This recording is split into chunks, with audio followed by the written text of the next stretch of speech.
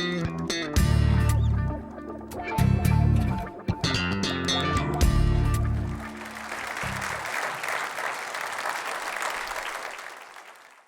are looking at the 7 churches, and as I said in last week's message, I don't want to do the traditional thing that happens when people treat the 7 churches. They want to treat them as church ages, and I'm not opposed to that. As I said, I previously taught many, many years ago through the churches and did the church ages, but I really want there to be a stronger application.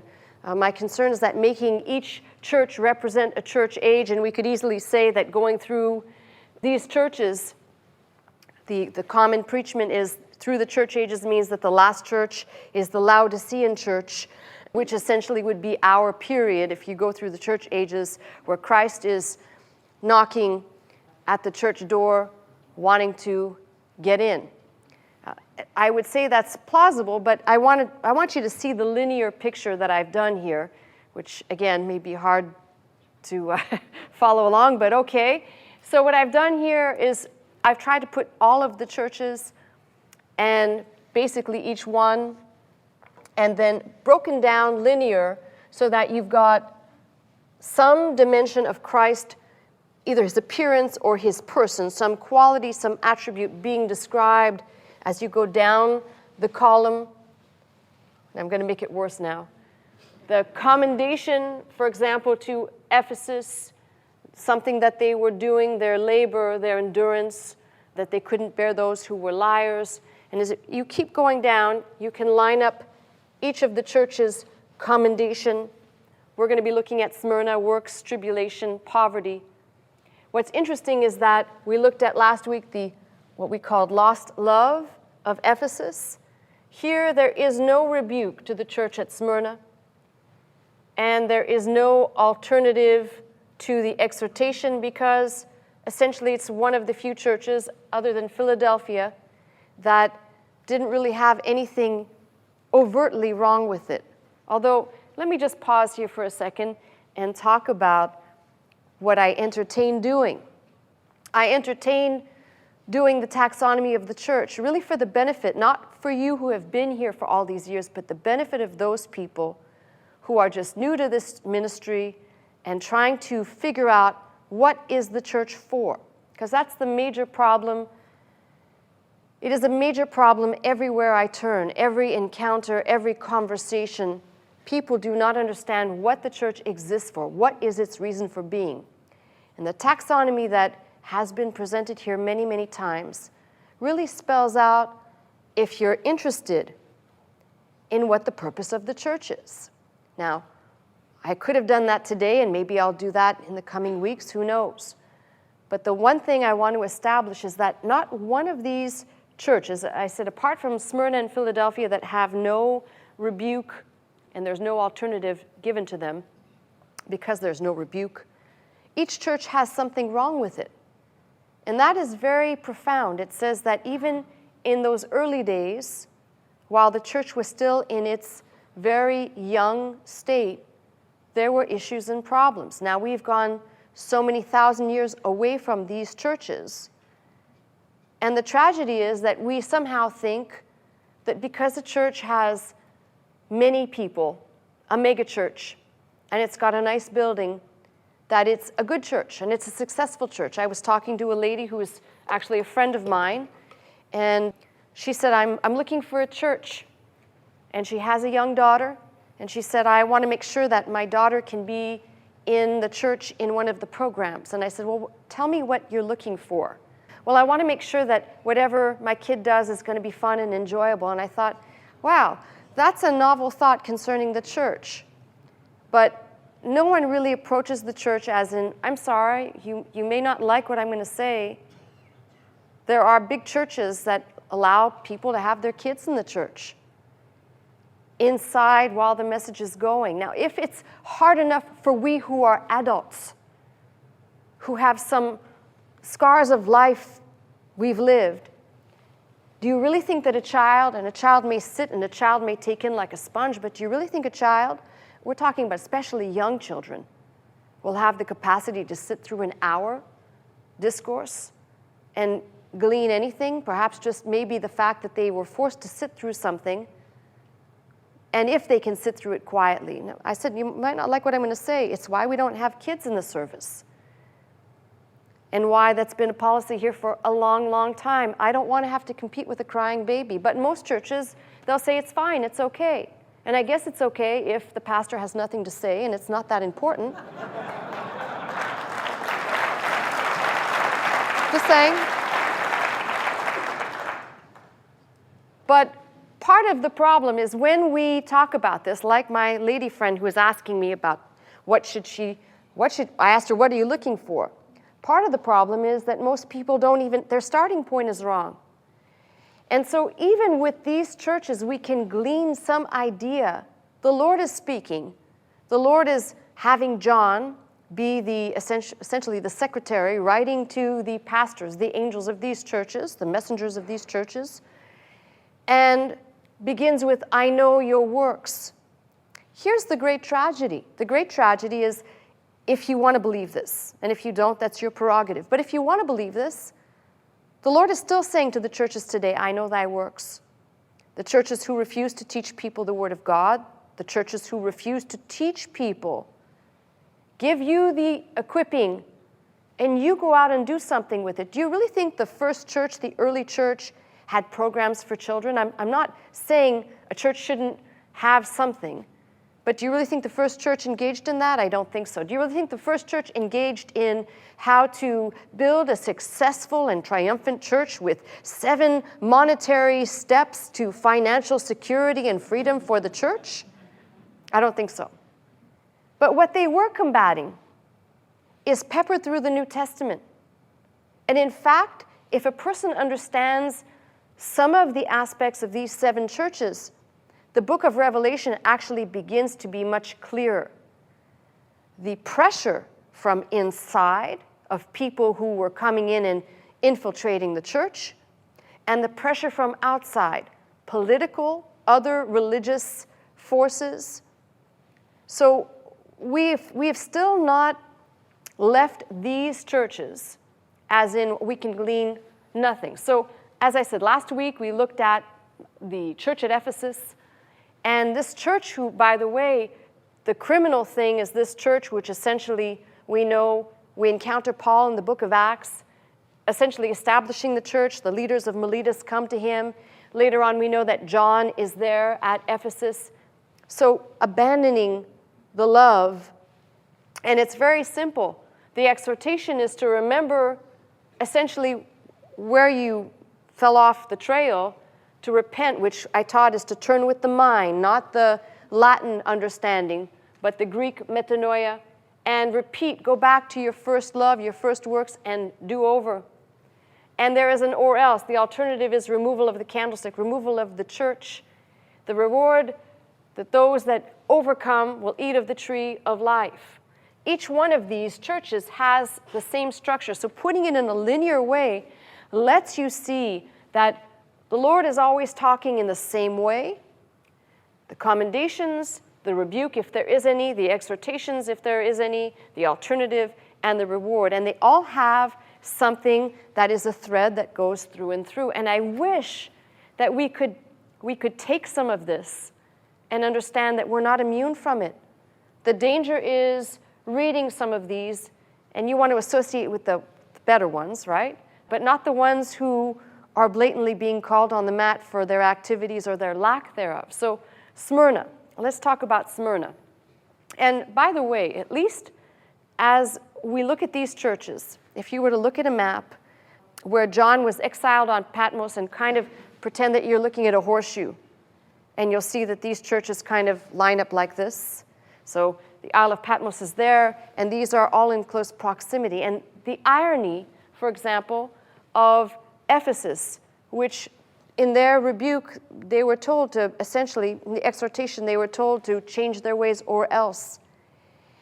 And if you've ever traveled to that land, if you've ever seen what Ephesus looks like today, there's not too much left of what was. In fact, both Ephesus, probably I would say not so much for Pergamos, but Ephesus and Miletus, that were two hub places for people to receive merchandise. So therefore, they're harbors. The harbors today are all silted up. There is little or no activity, although Smyrna remains an active place. It's modern-day Izmir. The population, just to give you an idea, is about 4 million. But of that 4 million, there's only 0.4% of the population that is Christian, just to give you an idea. When we talk about these things, even though these folks seemingly did quite well, it wasn't enough to last. Now let's talk about the name Smyrna for a minute. Smyrna, actually, it's a strange thing that we read, sometimes we read a word in the King James and it appears somewhere else and it appears differently. So Smyrna is the place we're looking at. If you were trying to trace the background to this, Turkish folks will tell you that its etymology is Anatolian. I'm not buying that just right away, but with a T in front, to T Smyrna.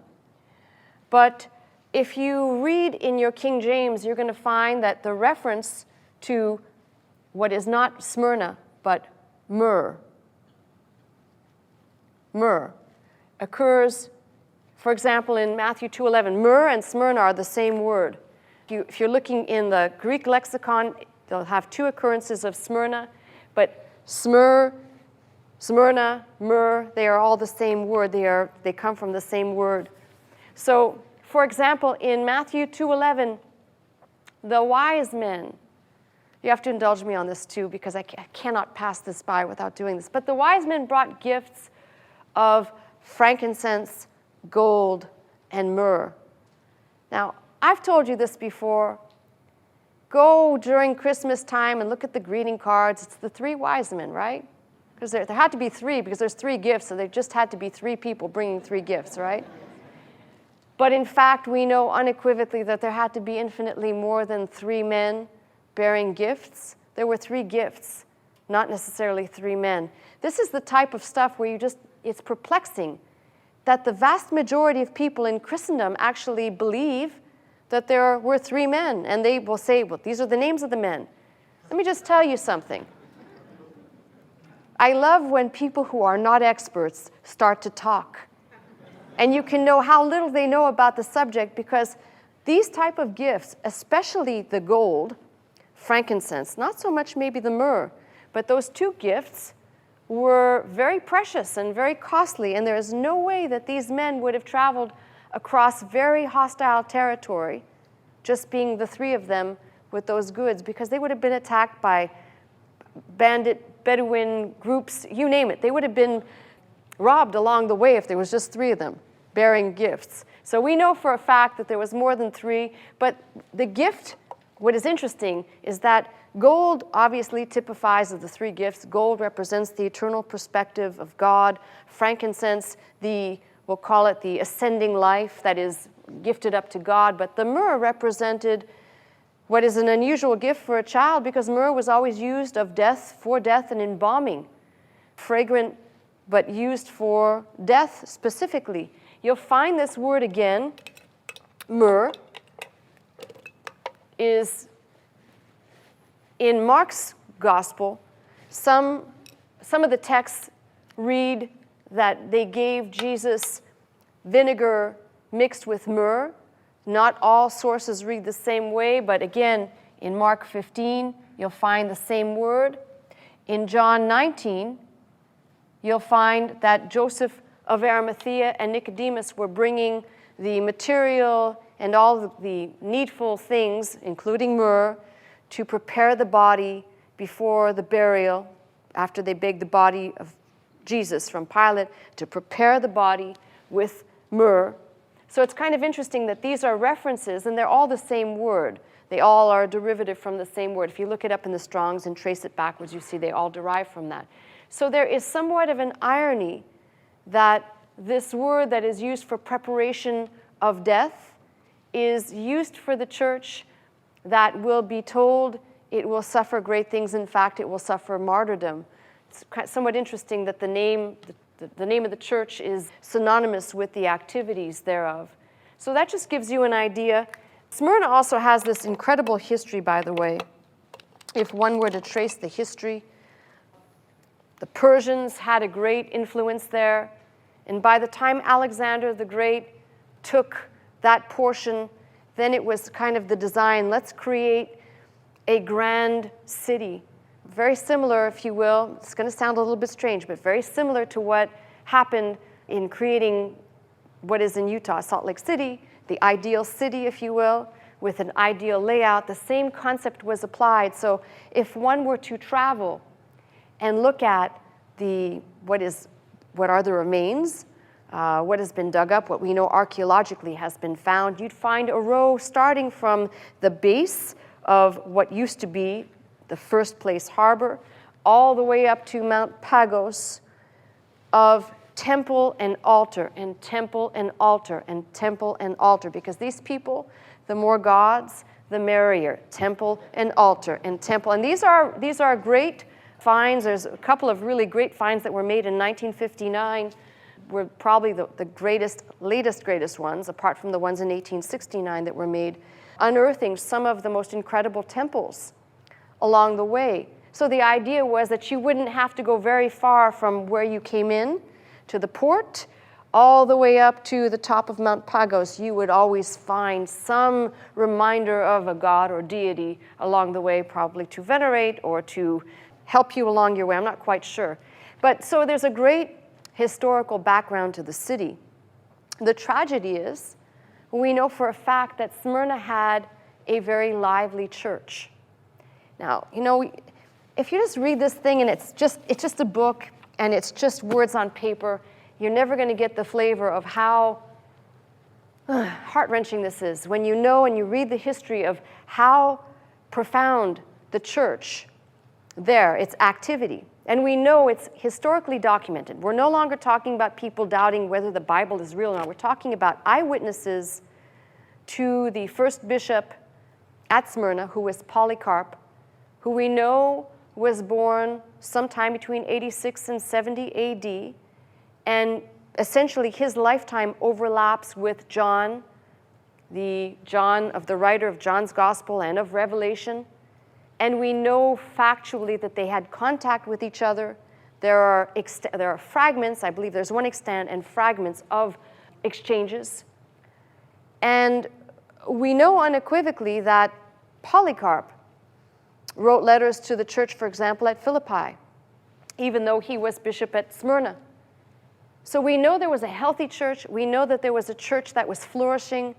We know that there was a leader there who was a godly man.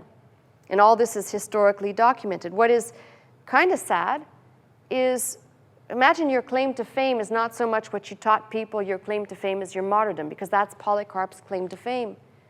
When the Pax Romana began to be enforced, and the Dia Roma, which was, Rome had no, prior to a later time, when you get to Constantine, will have Christianity be solidified within the Roman Empire. But prior to that, there was no established religion.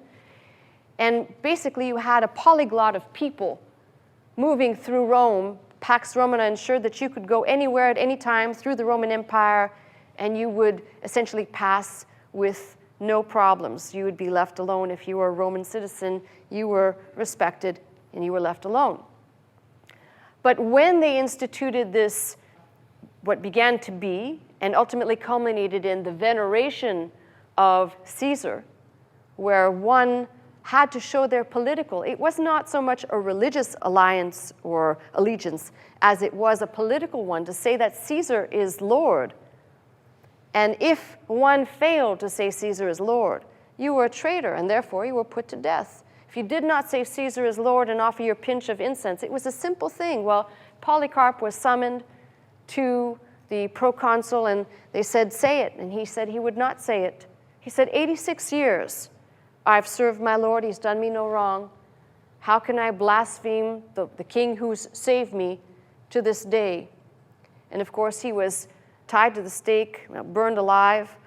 And so that's what he's remembered for. Not so much did he wrote, as I said, a letter to Philippi, but that is not memorialized as much as his death. And it is so ironic that his death as a martyr is what solidified in many ways, as you begin to look at these churches.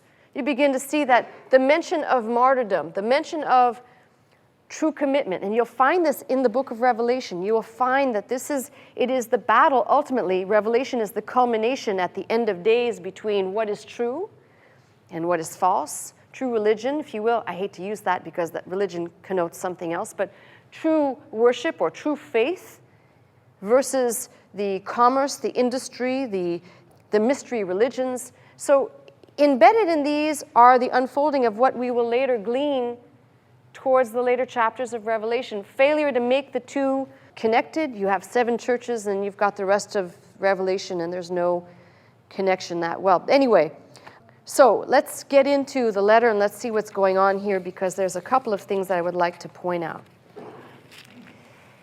Oh boy, I know you're ready for this. If you have a Bible like mine, page 1560, 1560, or Revelation 2, beginning at verse 8 through 11.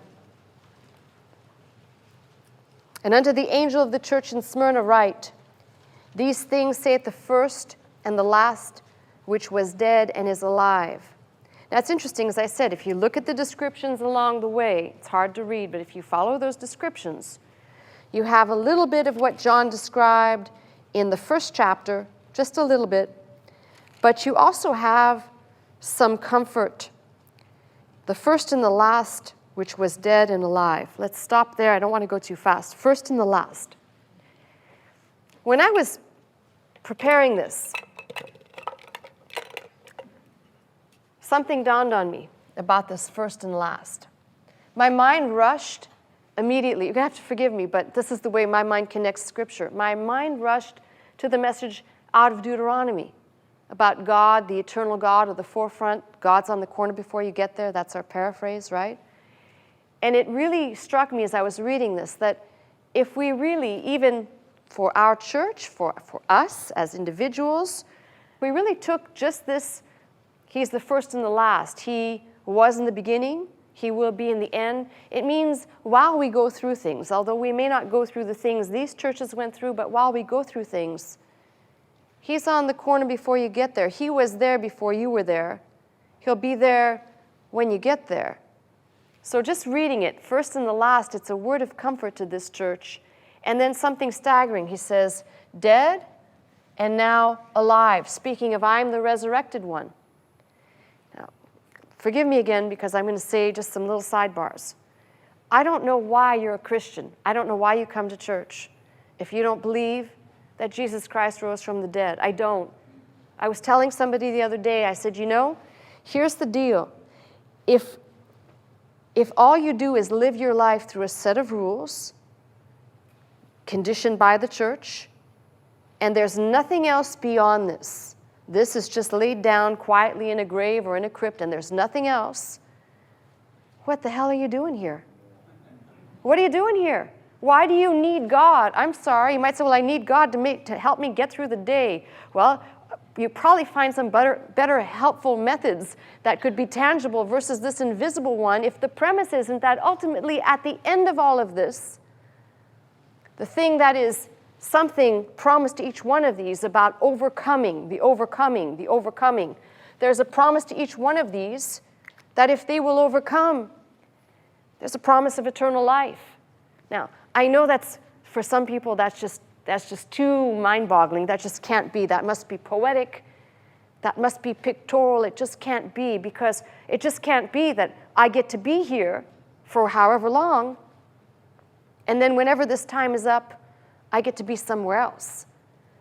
But I'll say it again. If a person cannot understand, and this is the premise of why a person must come to a concrete understanding about the value of studying the resurrection of Jesus Christ, those proofs become important to your entire understanding. If you just come into the church and the church tells you you're great, you're living your best life now, you're going to get rich back there because of that grin you got on your face, and nothing else is told to you about the fact that without this one fact, if He rose from the dead, That's where everything begins. So here he is saying, the resurrected one is speaking. Now, I have not seen God. And anybody who says they've seen God, well, come talk to me later. We might have somebody come pick you up in a jacket. I have not seen God except through his word, what has been revealed in his word. But I can tell you, if somebody appeared in front of me, a vision, whatever you want to call it, and said, I was dead and I'm alive, believe me, I mean, granted all the stuff that I read and study out of the book, I'd be paying attention to the fact that that one who was dead and is alive is now talking to me. If he was dead and he's now alive and he's talking to me, it means he's not dead, right? That's what I said. So a word of comfort to open up to this church. And then, of course, as each one of these, some of the older manuscripts talk about the I know in this particular passage may or may not be in some of the oldest and extant. I'm not even going there. I don't even feel that it's worthy to touch that at this point, except I know thy works, we've already discussed that, and tribulation and poverty. And take a look at the brackets there, but thou art rich. So let's stop and talk about this for a minute. There's a couple of things here that are interesting.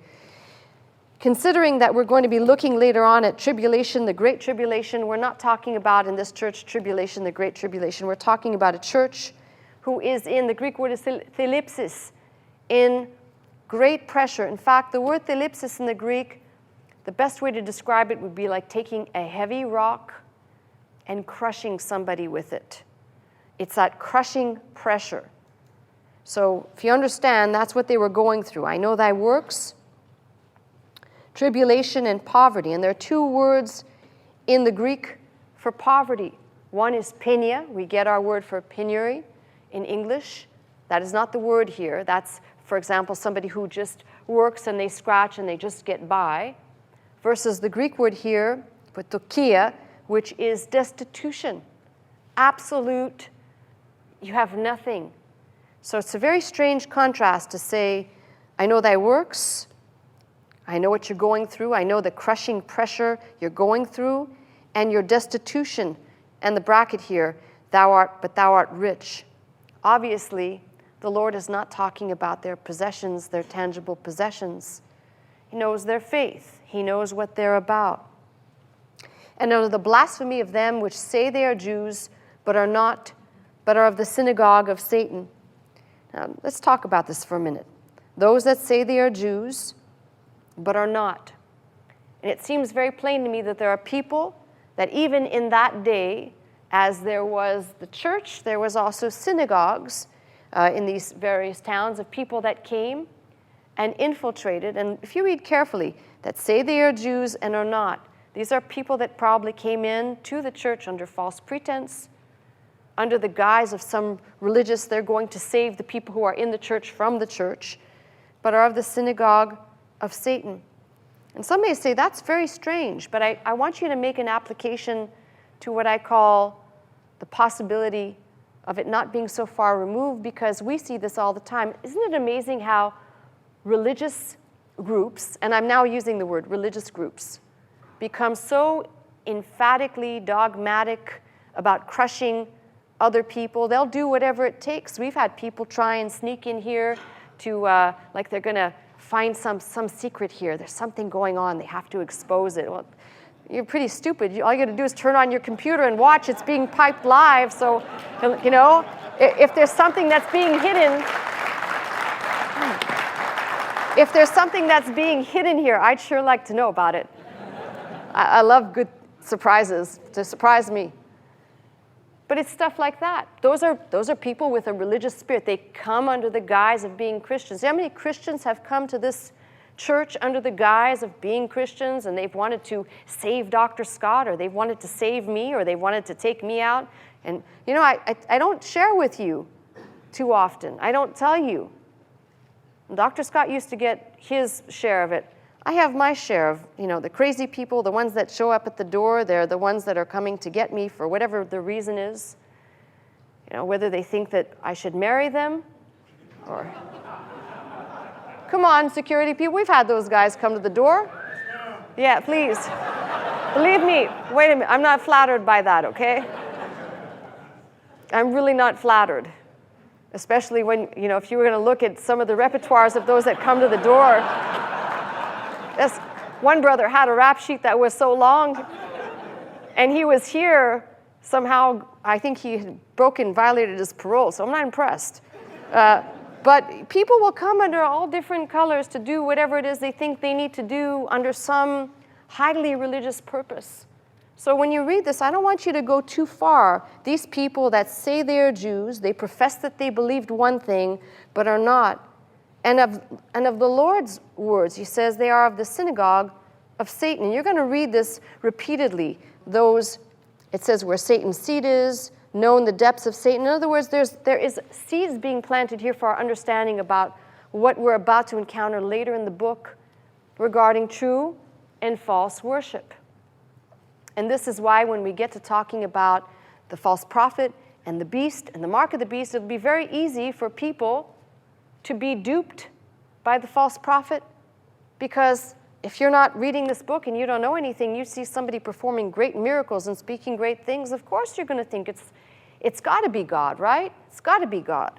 So put that in perspective, and then here comes what I call the word of comfort. Fear none of those things which thou shalt suffer. Behold, the devil shall cast some of you into prison, that you may be tried, and you shall have tribulation 10 days. Now, does that sound like any of the books that you see on bookshelves in bookstores today? Don't be afraid. It's going to get bad. That'd be a bestseller, right? I think I'm just going to make one of those up. I'm going to make a cover. Don't be afraid. The stuff's going to hit the fan, right? People who don't read this book want to hear about how you're going to have the best now. But Jesus says, fear none of those things which thou shalt suffer. I wish I could just lift this up and make this my message. God's not the author of fear. Now, we're not under the trial that these folks were. So it's almost blasphemous to make a comparison, but I'd say whatever you're going through. I just taught a message a couple of weeks ago on courage. Tharsai, right? Tharsai. Same word to us. Fear none of those things which thou shalt suffer. Whatever you're going through, you're going to go through it. What you think is going to kill you, what you think is going to break you, what you think is going to destroy you, you're going to go through it. And guess what? You can do what these people did. You can do what the church has done and taught for centuries now. Pressure, tribulation, troubles, trials never killed anybody. Well, except for Polycarp. But this should make you, if you'll let the circumstance. I remember John Wright Follett wrote that, trouble is a servant. If you'll let it, it will make you into a better man or woman of God. It'll make you into the person, the design, by the way. It's not by massage, but it's by the things that you suffer, just like it says of him. He learned obedience through the things he suffered. If you find me somebody who hasn't done too much suffering and spend 5 or 10 minutes with them, you'll find out that they might be a little bit spoiled. They're the people who always want it their way. They always want to have what they want, how they want it. They don't even understand what humility is. Don't get me started there either. And it says, the devil shall cast some of you into prison that you may be tried, and you shall have tribulation 10 days. Now, 10 is the number of testing, complete testing. We might say not 7 as in completion, but as in intensity. Some commentators have taken this 10 days to be the 10 successive trials that are listed in Fox's Book of Martyrs. I don't care how you want to parse this verse, except that there would be an intense time of tribulation, intense tribulation for a period of time. Be thou faithful unto death, and I will give thee a crown of life. Now, I know it's foreign to us because we don't have these things to deal with. But the one thing this church had, if you look back at my chart again, this is why I did this, so that you could be confused. No, the reason why I put this here is because there's no rebuke. There's no rebuke to this church. They're just told, fear none of these things. There's no alternative because there is no rebuke. And they're given a promise also, which we'll talk about in a minute. But I want you to catch something.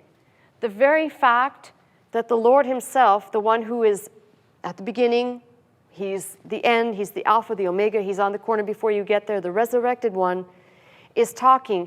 And he doesn't say, hey, you should be rich. And if you juxtapose these people, tribulation and poverty, with the Laodicean church or some of the other churches where it says you're rich, but you're poor. And I want you to make a leap with me because when I read this book, I don't just read words on paper. I also think many times people get into this, well, if a church has a big building and if it has a lot of people and if they've got a lot of things, they must be doing okay. But I'm not necessarily saying don't make this the rule, but if the church has a lot of things and it's got a lot of people and your mindset it must be doing okay, it probably is destitute inside. The churches that prosper the most throughout history, read church history, the churches that have always prospered the most are the persecuted churches. They're the churches under which most people have fled or abandoned. And the reason is very simple. If a pastor is preaching the message, pick up your cross, I die daily. To whom much is given, much is required. Believe me, not every person is able to respond to that. Just like the rich young ruler who came to Jesus and said, Master, what must I do to inherit eternal life? For that particular man, not for the church at large, for that particular man, go sell what you have, give it to the poor. He didn't say give it to me. He said give it to the poor, follow me. And the man went away very sad. Why? He had much goods. He wouldn't do it. For that man, that was the thing he wouldn't do. How many in the church, don't raise your hand because I'm not talking to you, but how many in the church are confronted with those very same things? I die daily. Pick up your cross. To prefer Christ over mother, father, sister, brother, wife, yea, in his own life also. Who can even say, I'm in love with that idea? Because it's a concept of sacrifice. It's a concept of commitment, which at the very beginning may simply be a concept in the mind, but then becomes a reality as one steps out in faith and begins to exercise faith. So it's very clear to me, this church, Christ is speaking to, saying, I know what you're going through. And he doesn't say, hey, I'm the resurrected one. I'll take away all the bad stuff for you. I want you to notice that.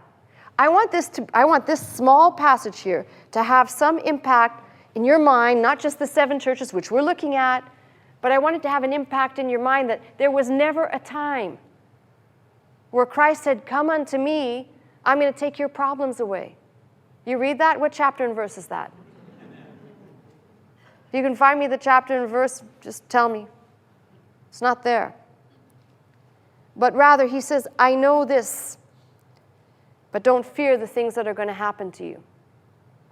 I've been asked many times over these now, I say 10 plus to be on the safe side, because for me time is a blur, but 11 years, 10 plus, why I just didn't go.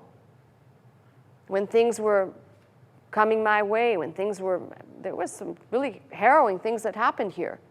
Yes, at this church, with some of it was by ex-parishioners. Why didn't I just go? And I'm going to say the same thing I've always said. God's not the author of fear, and I'm no coward. And I can tolerate a person who does not yet know the power of God and understand what's available to you, but I cannot tolerate someone who comes under the guise of the auspices, the bearer of the bad news, the fiery dart carrier that wants to tell you how bad it's going to get. And not only that, but, as a few of these people used to say, the water's circling the drain, it's not long. She can't do it. I've told you the story before. And some of my staff back then would tell me the things that were being said, and I said, that's right.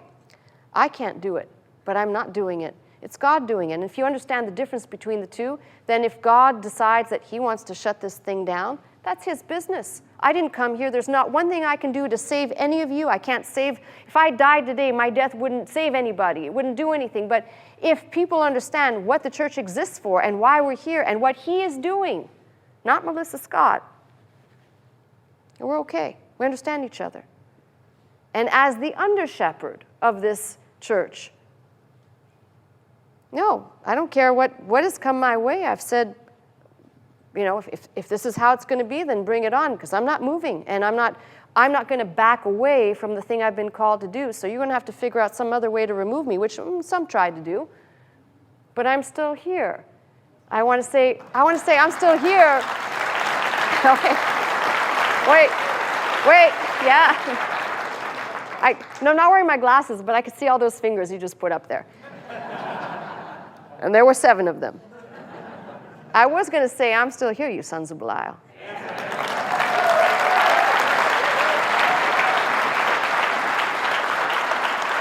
Why? Fear none of the things. And I'm not dealing with the things they were dealing with, so it's like lightens the air a little bit, right? I want you to make an application to you, because there's learning about church history, and there's learning about something textual, and then there's making an application. And if every text has the ability to be applied just even remotely to yourself and to your walk and to the things that you must go through, then keep in the back of your mind, God is not the author of fear, is not the author of confusion. He, by the way, does not bring the type of division. Now, he does bring division, as in he came to separate, if you will, with his word. But he doesn't bring the type of division that is occurring, for example, to the letter in the Corinthians in the opening chapter. There's all kinds of schisms going on between those of the house of Chloe, and people are busy stone throwing, and we belong to Paul's church, and we belong to this one's church. We're here. Now, when that spirit comes, and somebody starts saying, I belong to this and I do that, it's the same reason that I have stayed away and cut my ties from association with people who are into this dogmatic denomination. You must put me into a pigeonhole and I must fit somewhere. I do not want to fit into your box, no pun intended. I do not want to fit into your ideology of what you think I ought to be doing. I'm only concerned with one thing, and I keep repeating this to you until maybe some of you will say, I got it, I understand. My concern is to please him, not to please you. I'm not here to be your Kleenex carrier. I'm here to please him, and pleasing him means acting in faith, preaching his word, giving you the tools so that you can go out and fight your fight of faith. And like Paul say, I have fought, not a good fight, but the good fight. Definitely understanding what it was about and knowing you were equipped to do it. And you crossed the finish line. And in crossing the finish line, there's a promise given. This is the reward, to not be hurt of the second death. But let's look at the first part of that promise that's given, because it says here, be thou faithful unto death, and I will give thee a crown of life. Now, there are 2 words in the Greek for crown. One of them, the one being used here, is Stephanos, like Stephen, the martyr Stephen, Stephanos. And the other Greek word is diadem. And the word diadem, which is not the word being used here, is used of royalty. You'll find it in the book of Revelation, used of Christ in Revelation 19 wearing many crowns.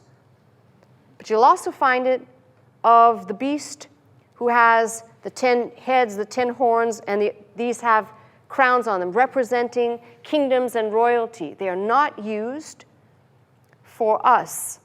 We who overcome, in each one of these overcomers, we who overcome are given the Stephanos, the crown of a victor, that person who has crossed the finish line. In the ancient Olympics, they didn't give out the medals, they gave the wreath placed on the head in that very same fashion.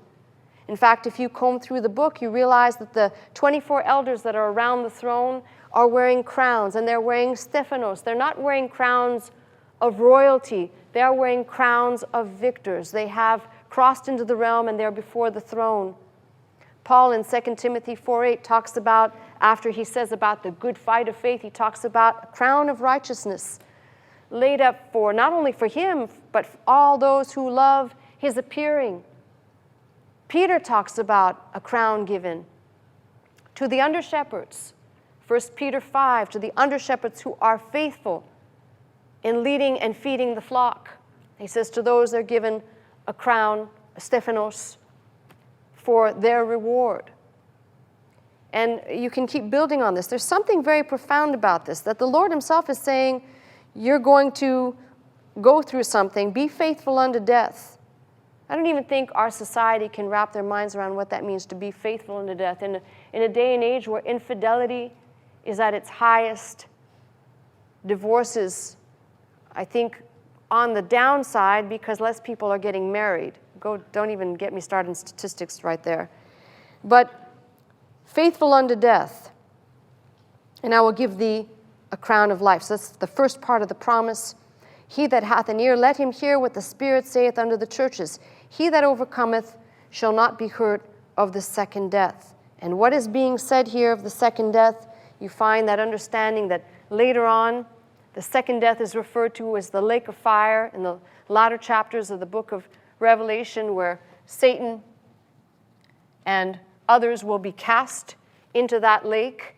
And he says, you will not be hurt of it. Now, people have tried to make an interpretation to say that you'll pass through that, and therefore you won't be hurt of it. But rather, it should be understood, essentially, you will not suffer that.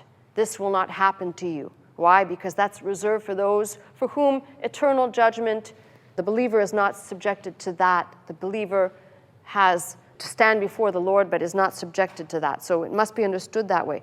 Now, for a suffering church, a church in tribulation, a church that has all kinds of tumultuous things happening to it, being infiltrated on the inside, the enemies on the outside. In this case, for Smyrna, it was the government, the politics, what went on in that day, plus, of course, the people who tried to infiltrate inwardly. And it's important to understand that, again, you look at this church historically, and there's obviously only a trace, 4 million population in what is today Smyrna or Izmir, 0.4% Christian. If I gave you the breakdown, it's even more staggering because it's a combination of the Greek Orthodox comprises of one of the smaller categories, and even smaller than that is Protestant, if you think about that, little clusters of things. So when you think about this church and how it has not really survived, and poor me here, I've done some terrible lines, because this should, see, I told you, you might get confused here. This goes straight across, and trust me, next week it'll look even prettier. But what I want you to take away from this is, yes, I want you to learn historically about each one of these, and it was not my plan to go spend 7 weeks, so I'm going to try and expedite this and maybe cluster a few together so we can get through it faster. But my goal is to show you that in each one of these, what is facilitating, once you get to the 4th chapter, we hear no more about the church. And it's imperative for us to understand that the church can be represented, as I said, through all of these, looking at church ages, but I'd prefer to take from each one of these and glean for us and understand that probably the most important thing, as in Ephesus, they abandon their first love.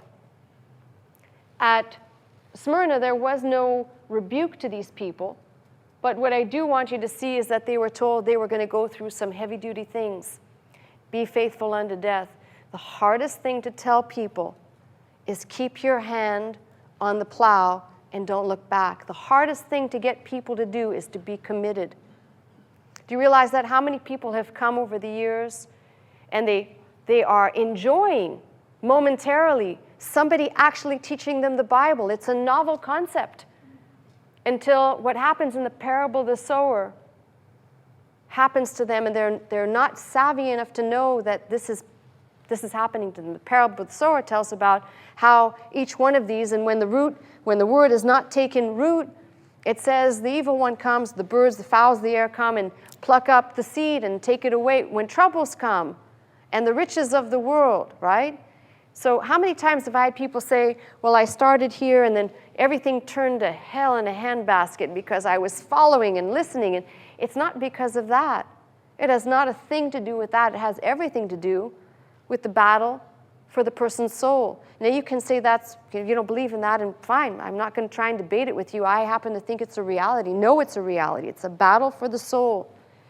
And as long as you understand, as long as you have breath,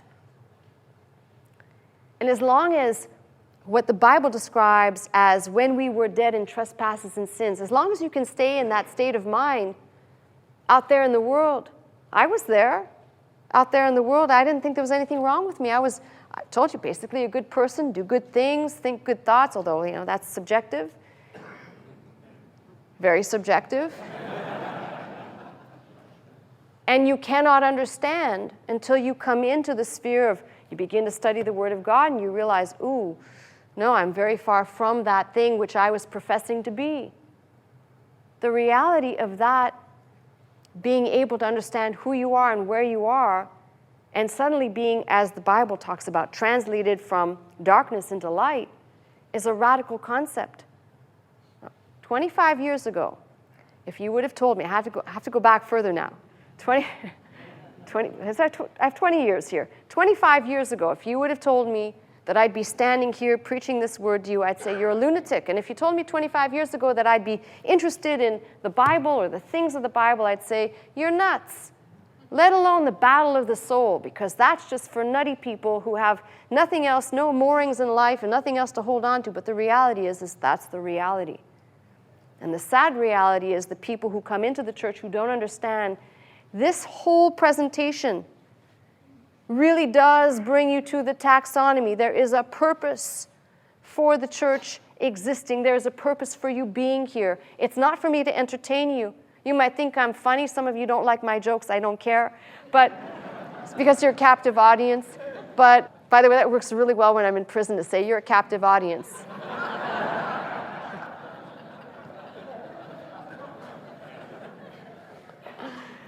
Where are you going to go? You got an hour and a half to be out of your cell. You don't care what you're listening to. As long as you're out of your cell, you don't care, right? Some of you feel that way when you get away from your husbands or your wives, right? Don't look at each other now. You're gonna give it away. But take a good look here at each one of these and recognize there's a lesson. As we get into the Church of Pergamos, which we'll tackle, God willing, next time, we're going to look at some problems with doctrine, some problems with internal reception of things that are of the world being grafted onto the church and being widely accepted. Every single one of these has a lesson for us, and if we will listen to those lessons and try and understand the focus here, and there is an end goal, that is to overcome. We'll look at that. All of those who overcome. In this particular instance, take a look at all the promises here, because they all culminate in one thing, which brings me back to the very thing I said earlier. To eat of the tree of life, that must presuppose that as it was in the beginning in Genesis, where the tree of life represented something which we now know obviously fell into the dismal blueprint that Adam and Eve left us, but the tree of life, which we read about at the end of the book, which is for the healing of the nations and undoubtedly represents life eternal, eating from the tree of life, life eternal, not to be heard of the second death, again, eternity, to eat of the hidden manna, white stone, new name, power of the nations, and that can only be understood in light of the end chapters of Revelation, clothed in white, not like the preachers who want to be clothed in white. Listen, I'm feeling feisty still, so you have to indulge me. But clothed in white by him, and your name not blotted out of the book of life. Obviously, again, referring to those like those in the book where it talks about dressed in white, who are gathered around the throne, name confessed before the Father, pillar in the temple, representing that which was in heaven, which will be on the earth again, the type, if you will, coming down to earth, a pillar in the temple, and sit with me in my throne. All of these represent eternal perspective, eternal promises, eternal things that apart from the resurrection of Jesus Christ make no sense. How do you get there without that? How do you get to these things? And what's the purpose for the suffering and the tribulation and the poverty down here and the things we must go? What is the point if it's not that as we overcome and we keep faithing, we obtain the promises? Now, somebody said, well, what happens if you get there and none of those things are there? Well, then we're going to have a talk, but I can guarantee you something. I'd rather be on the side. If you're going to, I'm talking to the vacillating ones right now. If you're going to be on the side of something, be on the side of taking this word as exactly what it says, the promises given exactly what they are, because they are not just reflected in Revelation, but they're reflected through the whole book of God, telling us about something that we should have had it not been for Adam and Eve, but now we must wait for. There remains a better state for us to be in, and a glorified state and a perfect state, which we were designed to be in, but not anymore because of Adam.